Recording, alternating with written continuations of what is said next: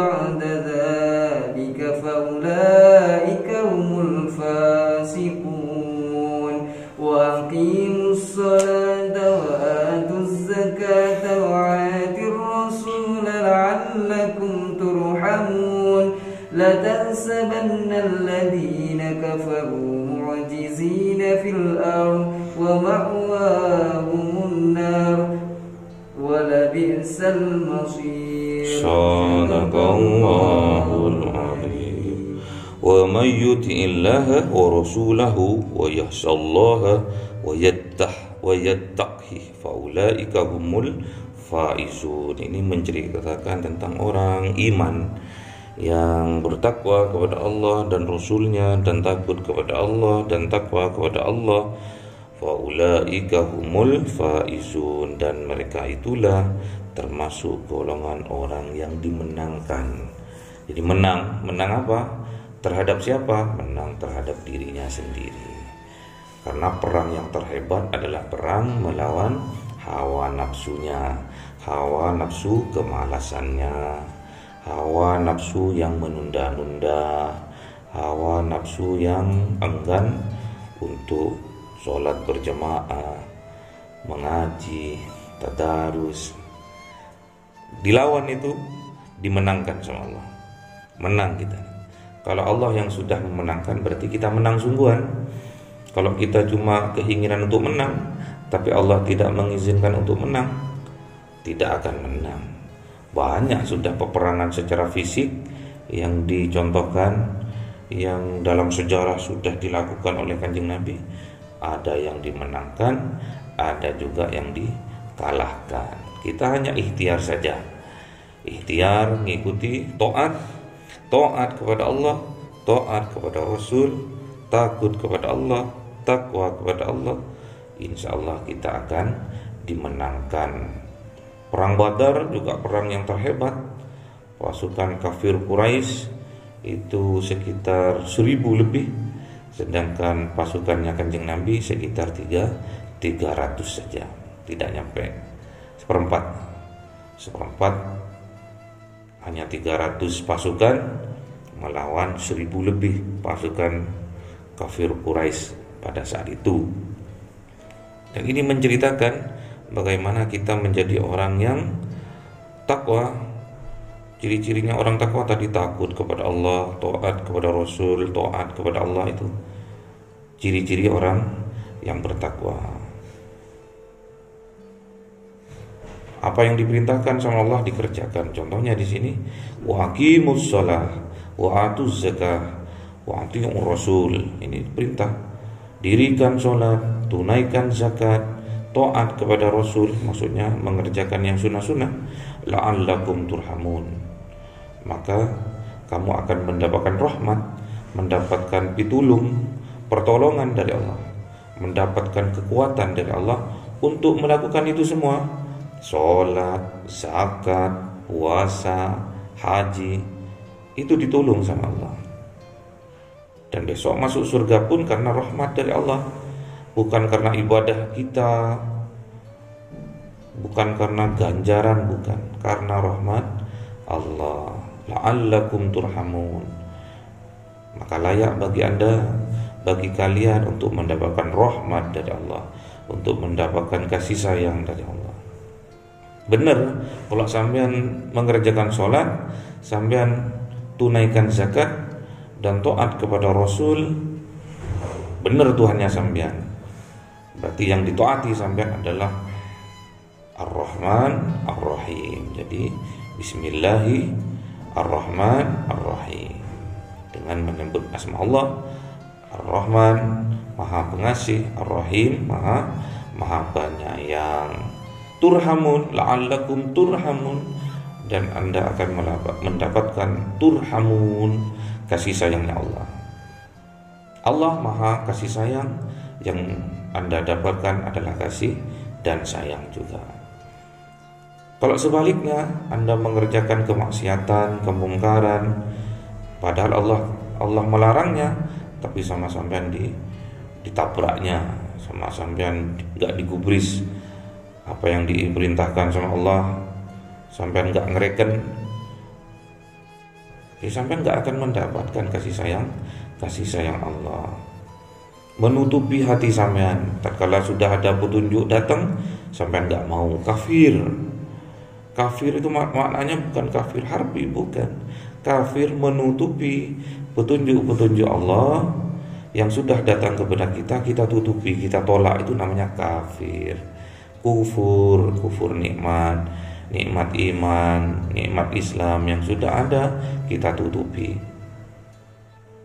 La tahsabanna alladzina kafaru, dikira orang-orang yang kafir itu mu'jizina fil ard, dikira tidak dapat siksaan di bumi, dapat.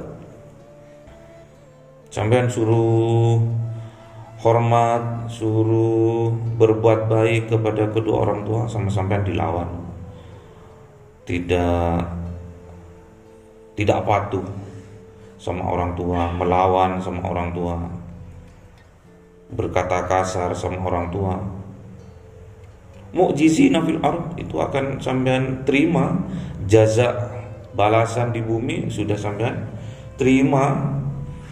Gak akan sukses sampean, gak akan bahagia hidupnya sampean itu, gak akan mendapatkan turhamun dari Allah, gak akan mendapatkan kasih sayang dari Allah. Kalau sampean berani sama orang tuanya, ngelama sama orang tuanya, berkata kasar sama orang tuanya, gak akan mendapatkan turhamun, tapi akan mendapatkan mu'jizina fil ard, mendapatkan balasan di atas bumi, sudah mendapatkan balasan. Besok wa ma'wahumun nar, besok jelas sudah tempatnya di neraka. Di bumi, di dunia sudah mendapatkan balasan, di akhirat sudah jelas wa ma'wahumun nar, besok di akhirat jelas tempatnya di neraka jahanam.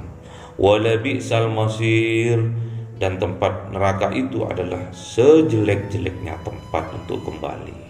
Jelek. Nar di akhirat jelas besok sangat panas. Banyak juga orang-orang yang menginginkan nar besok di akhirat itu banyak. Ya orang yang kufur itu, yang gak mau petunjuk, yang menolak petunjuk, gak menggubris petunjuk yang sudah datang, gak mau, mengkafir dirinya, menutupi hatinya, gak mau. Allah bilang aqimus shalah, gak mau, gak sholat. Jumatan besok, kayak kemarin juga Jumatan banyak orang yang gak sholat di pasar-pasar itu, menutupi hatinya, menunda-nunda. Bentar lagi adzan kan 2 kali. Adzan pertama peringatan untuk siap-siap, entar kan adzan lagi. Kalau mau khutbah ntar adzan lagi, akhirnya males. Udah kopi udah disiapkan, aduh eman kopinya, rokok sudah dihidupkan, udah dibakar, eman. Akhirnya khutbah, habis khutbah, aduh mau ambil wudu juga udah gak nutut, ini nanti ini ditunda. Akhirnya kemalasan itu yang menutupi hatinya, kemalasan. Makanya jangan entengkan ya, males harus dilawan. Males itu namanya nafsu lawwamah, nafsu yang mengajak untuk bersenang-senang terus. Bersenang-senang ya, bukan untuk mengajak kebahagiaan, bukan, untuk bersenang-senang menikmati dunia. Itu lawwamah. Ada juga nafsu yang mengajak kepada kedengkian, kemarahan, namanya nafsul amarah.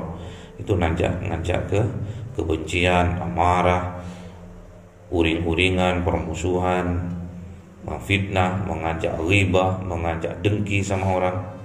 Tidak puas kalau dirinya hanya sendirian, membenci seseorang, ngajak bolo, ngajak teman-teman, ngajak tetangga untuk membenci yang dia benci, untuk mengajak dengki yang dia dengki.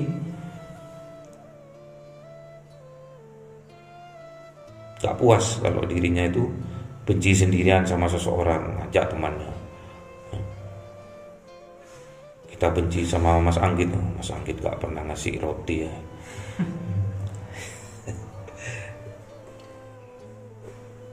Jadi ketidakmampuan dirinya, misalkan dirinya lapar, biasanya Mas Anggit ngasih roti. Suatu saat Mas Anggit karena lupa atau karena memang gak dapat jatah, roti, akhirnya nggak pernah ngasih roti, harus dirasani sama temannya. Biasanya Anggit itu ngasih roti biasanya, terus ngasih kopi ditaruh di dapur misalkan, ngasih susu misalkan. Tapi sekarang udah bergibah, dia sudah ada rasa benci sudah. Akhirnya benci sendirian nggak cukup, ngajak Agus, Mas kita benci sama-sama ke Mas Anggit. Kok iso? Iya, sekarang medit deh, nggak pernah oleh-oleh sekarang, emang kenyataan. Misalkan misalkan seperti itu, nggak boleh. Sudah dirinya sudah jelek, ngajak orang lain berbuat jelek, nggak boleh. Itu dengki namanya. Dengki, sebaik apapun amal ibadahnya, tahajudnya sehebat apapun, sholatnya sehebat apapun, kalau ada iri dengki di dalam hati, amalnya akan terbakar, kretek seperti api membakar kayu bakar. Kretek habis amalnya. Gak nyampe sehari habis. 3 hari kita bermusuhan, punya rasa benci 3 hari, melebihi 3 hari kafir sudah kita. Dicap kafir sama Allah. La tahsabanna alladziina kafaru mu'jizina fil ardh. Sudah di atas dunia ini, di dunia ini hidupnya sudah kayak di neraka sudah. Ketemu sama orang sudah sempit dunia ini. Kayak sudah sempit. Ketemu sama orang yang dia benci sudah menghindar dia itu. Ketemu sama yang sampean benci itu loh, kan pinginnya kan menghindar, cari jalan lain. Dibiarkan dulu dia lewat, baru kita lewat. Sempit dunia itu. Coba cinta, coba indah, lebar dunia itu. Padahal dunia itu seperti daun kelor, tapi lebar. Lebar. Ketemu sama tetangga sumringah, nyapa, bentuk kepedulian kita. Assalamualaikum, mau kemana? Disapa sama tetangga, disapa sama saudara, sama teman, itu bentuk sebuah cinta sebetulnya. Cinta, bahwa kita itu cinta sama mereka, peduli sama mereka. Siapa tahu walaupun rumahnya gedung, gak taunya karena pada masa pandemi banyak pemutusan kerja, kan gak tahu kita. Dikira rumahnya yang gedung, rumahnya yang real estate, terus mereka berkecukupan, belum tentu. Banyak sekarang di perumahan pun seperti itu, bukan cuma di kampung ya. Makanya kita jangan salah kaprah. Kalau di kampung orangnya biasa-biasa atau bahkan tergolong miskin, jangan salah, kita jangan tertipu. Di perumahan pun banyak orang yang miskin, yang nggak bisa makan, banyak.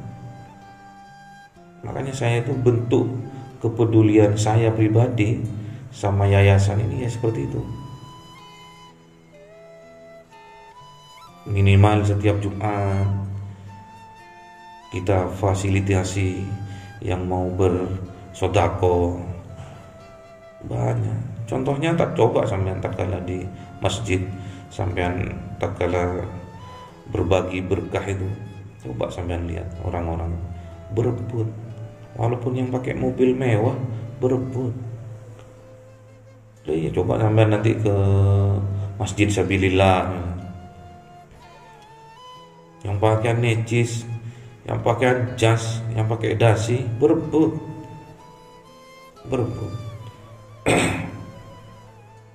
Bisa aja mereka itu miskin sungguhan, nggak ada yang mau dimakan sungguhan di rumahnya. Kenapa kita tidak mengalah terhadap tukang becak, terhadap pengemis yang di jalanan yang berebut juga? Bisa aja juga jiwanya yang miskin, yang miskin.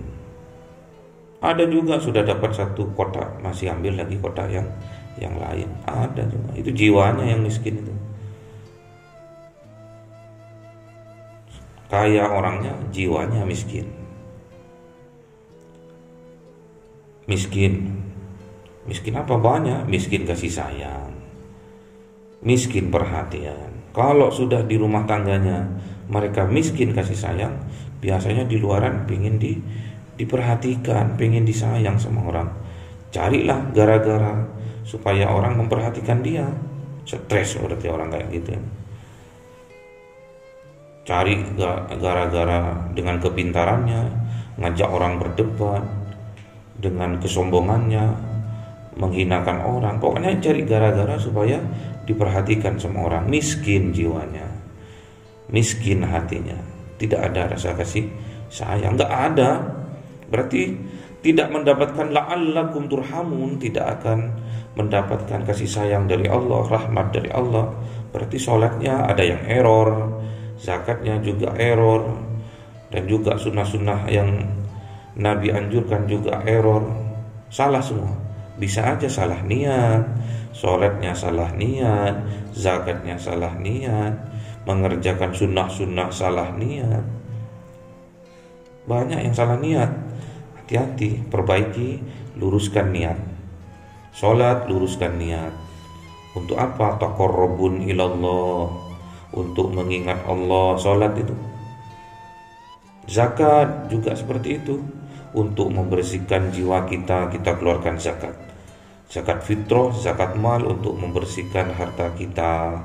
Ati'ur Rasul, sunnah-sunnahnya Rasul dikerjakan. Gak boleh perbandingan, itu gak mengerjakan sunnah Rasul, aku sendiri yang mengerjakan. Gak boleh, salah niat. Kalau mau mengerjakan sunnah, kerjakan saja tanpa ada si A, si B, si C, gak usah. Lillahi ta'ala aja. Mengerjakan sunnah-sunnah Rasul bukan karena cari pembenaran atas sebuah hal. Oh, kalau itu bid'ah, kalau ini sunnah, akhirnya perbandingan. Niatnya nggak lurus, karena ingin beda sama yang ahlul bid'ah, kata mereka. Aku ahlus sunnah, mereka ahlul bid'ah, misalnya. Nggak boleh. Kalau mau mengerjakan sunnah, kerjakan aja sunnah. Nggak usah banding-bandingkan dengan kepercayaannya orang lain, keyakinannya orang lain, yang tentunya keyakinan orang lain itu juga punya landasan hukum, sesuai dengan tuntunan Rasulullah juga, dengan perintah Allah juga, sama-sama punya tuntunan. Nggak boleh kita memperbesar perbedaan-perbedaan, akhirnya merusak terhadap niat yang kita inginkan dari awal, yang kita niatkan dari awal, rusak akhirnya. Jadi neraka itu juga bisa kita rasakan di dunia ini. Kalau sampai sudah nggak sukses di hari tuanya dan dipaksa untuk bekerja keras di hari tuanya, itu kesengsaraan yang luar biasa. Sampai sudah lemah lunglai, pikirannya sudah pikun, tenaganya sudah nggak sehebat waktu mudanya, dipaksa sama keluarganya untuk bekerja keras, untuk mengayuh becak, untuk nge-grab. Yang sudah sampean sudah nggak bisa, sudah penyakit sudah menumpuk, kena kencing manis, rabun, emah, akhirnya kena corona. Corona itu datang karena kita kurang happy saja. Coba pikiran kita dibuat happy dengan memperbanyak ibadah, sholat berjemaah, ketemu sama orang happy, ngasih sedekah happy, ngasih infak happy aja. Ngerjakan sunnah karena happy, karena bahagia, bisa mengerjakan sunnah-sunnah Nabi, diberi kekuatan sama Allah untuk mengerjakan sunnah-sunnahnya, untuk mengerjakan ibadah-ibadah mahdahnya, sholat berjemaah diberi kekuatan sama Allah, disyukuri. Tidak ada itu penyakit-penyakit, insya Allah Allah menjauhkan penyakit itu. Dan semoga kita dijauhkan oleh penyakit yang merongrong dari dalam, penyakit hati terutama, penyakit hati. Sekarang COVID menyerang bukan hanya paru-paru, ada yang lebih ganas lagi, tapi menyerang lambung. Dites, diswab, negatif, tapi lambung yang diserang. Makanya jaga kesehatan, makanan yang bergizi, pola makan yang bagus, pola hidup yang bagus. Yang penting happy, bahagia. Kalau kita udah bahagia di dunia, insya Allah di akhirat bahagia. Sesuai dengan doa yang sering kita lantunkan, Rabbana atina fid dunya hasanah wa fil akhirati hasanah wa qina adzabannar. Kalau kita di dunia sudah hasanah, akhirat hasanah, wa qina adzabannar, dan dijauhkan dari api neraka. Api neraka di akhirat juga api neraka di dunia. Api neraka di dunia apa? Yaitu sumpek, gak pernah bahagia, kurang kasih sayang, ekonomi semeraut, gak bisa menata ekonomi, manajemennya amburadul. Itu neraka. Sampai tua pun nanti besok sama istrinya, sama anaknya besok sampai dipaksa untuk bekerja keras. Alhamdulillah. Makanya mumpung masih muda sampean tuh kerja yang temenan, yang kuliah yang temenan. Bismillah, kuliah yang temenan, kerja yang temenan seperti apa? Utamakan sholat. Itu kerja yang temenan, utamakan sholat. Kalau sudah pekerjaannya sampean, kuliahnya sampean sudah tidak mengutamakan sholat, berarti kurang, nanti keberkahannya kurang. Tidak akan termasuk la'allakum turhamun, golongan orang-orang yang diberi rahmat, diberi kasih sayang sama Allah. Pasti seperti itu.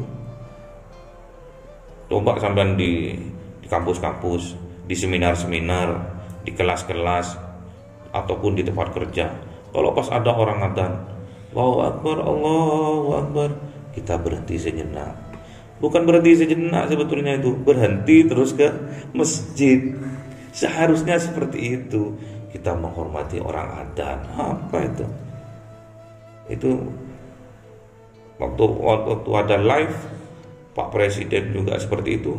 Saya waktu live itu saya juga komen di situ, tapi dibaca atau enggak ya nggak tahu. Jadi jadwalkan, misalkan ada seminar, ada rapat, jauhkan dari waktu sholat, atau dilaksanakan setelah waktu sholat. Misalkan habis sholat zuhur, habis istirahat baru meeting gitu. Jangan waktu di kelas ya. Saya sering dulu adzan gitu, berarti dosen itu kita menghormati adzan. Saya keluar, saya minta izin, ke belakang ngambil wudhu, udah sholat di musola. Gak peduli dosennya mau ini, gak peduli, yang penting saya sholat. Gitu, utamakan sholat. Sampean belajar, sampean bekerja, sampean dalam perjalanan, utamakan sholat. Misalkan sampean dalam perjalanan, sampean ditakdir meninggal, tapi tatkala sampean sholat, berangkat dari sholat, sampean berangkat lagi, syahid sampean. Itu fisabilillah sampean, perjalanannya itu fisabilillah. Ditakdir pada waktu meninggal, pada waktu di perjalanan, tapi sampean mengutamakan sholat, tatkala ada panggilan azan, meninggalnya sampean itu pasti syahid meninggalnya sampean. Sampean juga belajar, ditakdir juga sampean mau berangkat kuliah, sampai ditakdir meninggal saat itu sama Allah, juga syahid. Sampai juga berangkat kerja, kerjanya juga karena niatkan ibadah karena Allah, dalam perjalanan syahid. Kalau syahid sudah gampang, sudah masuk surganya itu. Jadi harus luruskan niat ya. Mulai sekarang luruskan niat. Sholat niatnya karena Allah, bukan karena siapa-siapa, bukan karena takut sama bapak. Ini kalau enggak sholat subuh 3 kali dikeluarkan sama bapak ini, bukan itu. Juga zakat juga niatkan, sampean berinfak, sedekah juga luruskan niat. Kayak apa sih ngasih sedekah 100.000 tuh? Emang enggak ya kan? Kayak apa sih? Berat memang. Awal tuh berat memang hati itu. Karena uang 100.000 itu lebih besar dari jiwa kita. Coba uang 100.000 itu lebih kecil dari jiwa kita, enteng kita ngasih. Bayangkan sampean tatkala sampean ngasih uang 100.000 sama tukang parkir, dikejar kita, "Pak, salah uangnya." uangnya salah. Dikasih 100. Uangnya salah, saya buka.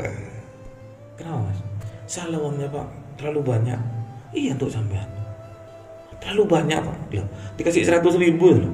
Udah saya nyata-nyata saya bilang untuk sampean. Iya terlalu banyak.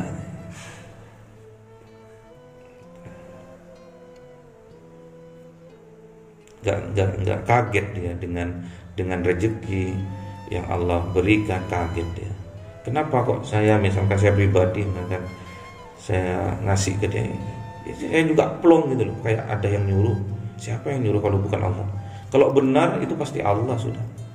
Kalau jelek atau salah itu pasti nafsu kita. Kalau benar kasih itu tukang parkir itu 100.000, saya kasih aja 100.000. Mungkin tadi malam dia mungkin punya kesusahan, terus dia bermunajat sama Allah, mungkin bisa jadi seperti itu. Mungkin anaknya mungkin pas lagi sakit, siapa tahu, kita kan nggak tahu. Kita suara hati aja, fuad yang kita dengarkan tuh fuad, suara hati yang terdalam yang kita dengarkan. Jadi nggak ada rasa eman, nggak ada rasa eman.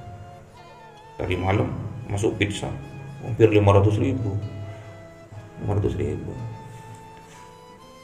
Minum 30.000. 120. Kena pajak masih 10%. Kalau kita makan di pinggir jalan, soto misalkan di depan Kemirahan itu, Jumat makan soto di sana 10.000, bawa uang 100.000, tukang becak dapat semua. Ayo sini makan, ayo makan sarapan dulu. Beda sudah wajahnya mereka itu senang. Walaupun orang yang musafir yang makan di situ gratis pak. Aduh, terima kasih ya, alhamdulillah, makasih. Semoga Allah yang membalasnya. Ya kalau enggak Allah siapa yang membalasnya? Jadi jangan kita berharap misalkan kita berinfak, misalkan saya bersedekah sama Mas Ipul 100.000, jangan mengharapkan bahwa kita akan dibalas sama Mas Ipul. Jangan. Allah itu sudah ngasih drama, sudah ngasih plan itu sudah sangat cantik sekali. Dan waktunya juga, timingnya juga pas. Jadi jangan sampai kita punya harapan kita bersedekah sama seseorang terus kita mengharapkan seseorang itu membalasnya, menghormati kita, menghargai kita, menyanjung kita, memuji-muji kita, mendoakan kita. Jangan. Salah paham berarti kita sudah lillahi ta'ala, sudah itu uang dari Allah yang menggerakkan hati kita, Allah yang ngasih kekuatan untuk kita untuk ngasih sama orang itu Allah semua sudah. Ya Allah, banyak uang ujian, gak punya uang ujian, yo dikasih ujian untuk banyak uang aja gitu kan.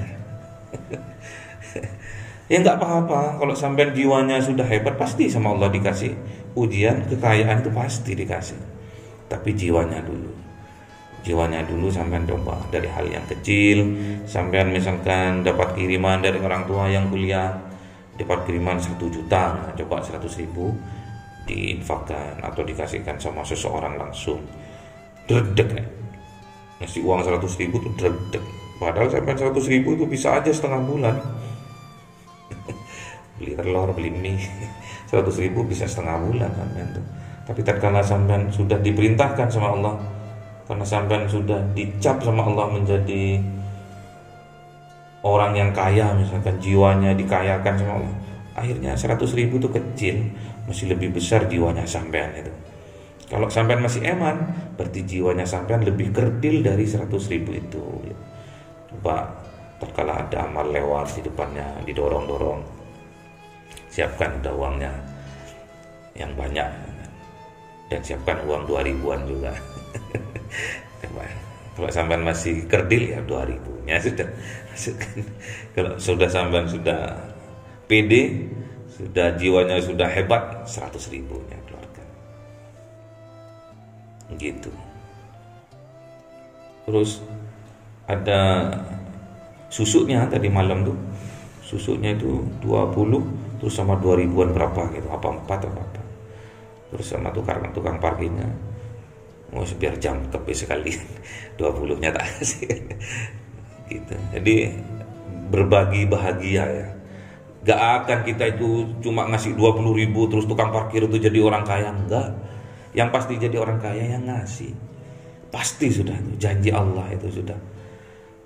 Tatkala kita ngasih uang susunya, misalkan kita ke pom bensin, kita beli 200.000, seharusnya kita beli 200.000, tapi kita ngisi berapa Pak? 190.000. Habis itu sudah selesai, mau disusu untuk sampean, untuk saya Pak, ya terima kasih Pak. 10.000 itu nggak akan mengkayakan orang pegawai pom bensin tuh, tapi untuk mengayakan sampean pasti sudah. Itu janji Allah sudah. Uang 10.000 itu belum tentu bisa mengkayakan orang, tapi uang 10.000 itu yang kita keluarkan itu pasti bisa mengkayakan diri kita. Pegang itu. Besok sampean akan berbangga dan berbahagia gara-gara 10.000 yang sampean berikan sama orang itu. Dan anak keturunannya sampean juga nanti akan terlatih juga mentalnya, karena udah mengalir darahnya sampean, jiwanya sampean sudah mengalir ke anaknya itu. Besok anaknya sampean sudah mentalnya mental orang kaya, jiwanya juga jiwa orang kaya.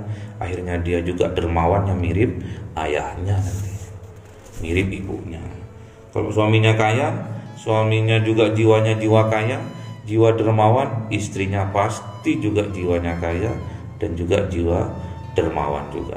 Kalau ayah ibunya udah dermawan, pasti anaknya juga dermawan. Dermawan gimana mau dermawan kalau nggak kaya? Pasti juga dikayakan sama Allah.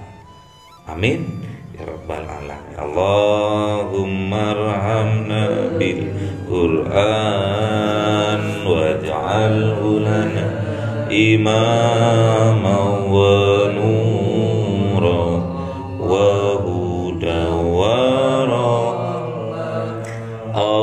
Allahumma dzakirna minhuma nasina wa 'allimna minhuma jahilna warzuqna tilawatahu ana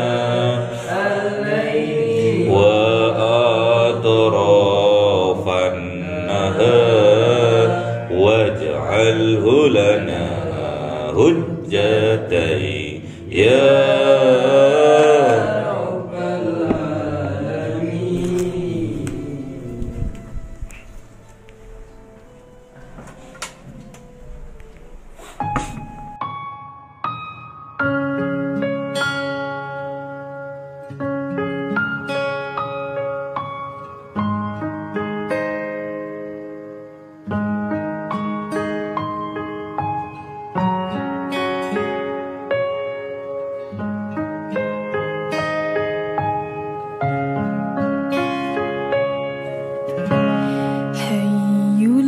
الهادي